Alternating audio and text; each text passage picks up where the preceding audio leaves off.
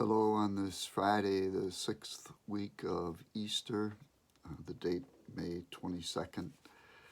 Here's a whole bunch of church trivia if any of you are playing that game itself or just remember these things.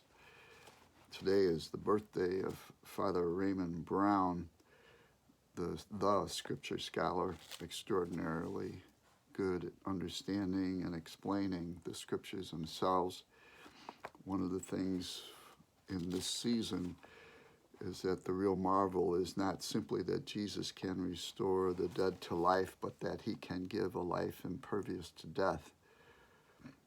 Lazarus came forth from the tomb in his burial garments because he would need them again when he would die a second time.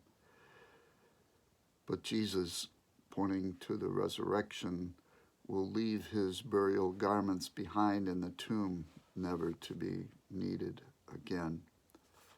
Father Raymond Brown, today is also the feast day of St. Rita Cassia.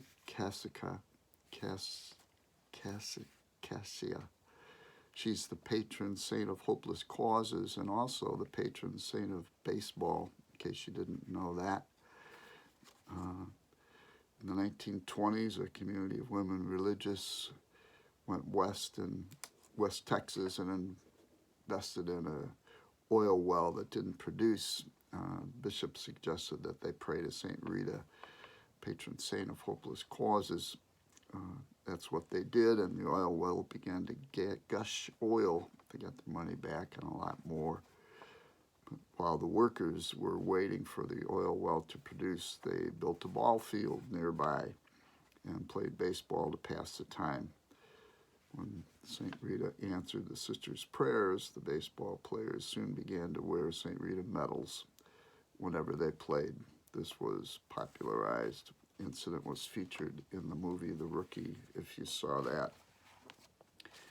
Some of you go back and your recollection of the Easter season before the council, and on Ascension Thursday was the extinguishing of the Paschal candle itself, but it gave the impression that Jesus was no longer present. Since the council itself, the Paschal candle remains lit throughout the entire Easter season, and then also at baptisms and funerals as well.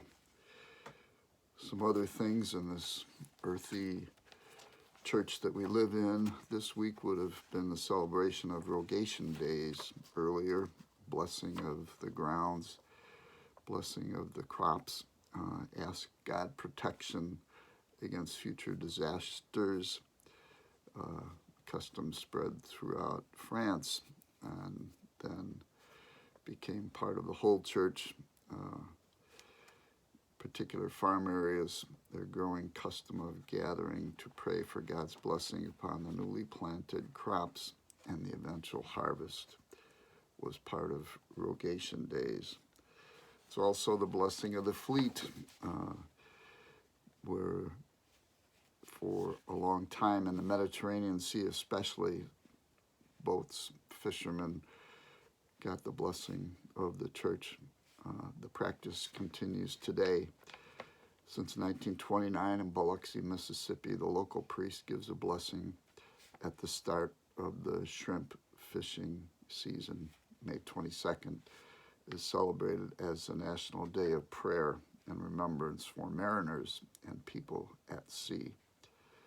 This observance was established by the United States Catholic bishops in 2005. Coming to this gospel for today, ask and you will receive, so that your journey may be complete. This might be puzzling to us sometimes, of the many good things that I've prayed for, that you've prayed for some reason I don't seem to be answered. To understand the phrase itself, what you ask the Father in my name really means that you are in union, that we are in union with Jesus in our praying to God. God certainly wants what is good for us, for all of creation. That's a given. What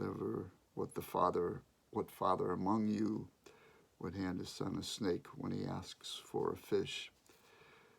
But our prayer then is that in our understanding, God would grant some prayer that we ask, but our relationship with God would tell us that we trust the Lord to do what is the right thing.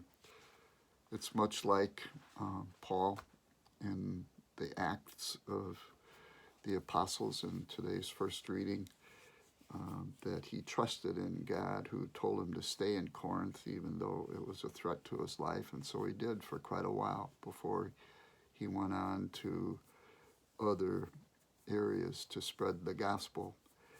And is it not very much like the vows that many of you take when you are married? You pray for God's grace and presence in your life and trust in God in good times and in bad, in sickness and in health. This is part of it for all of us. We trust that the Lord will always be with us and give us what we need, not necessarily what we want.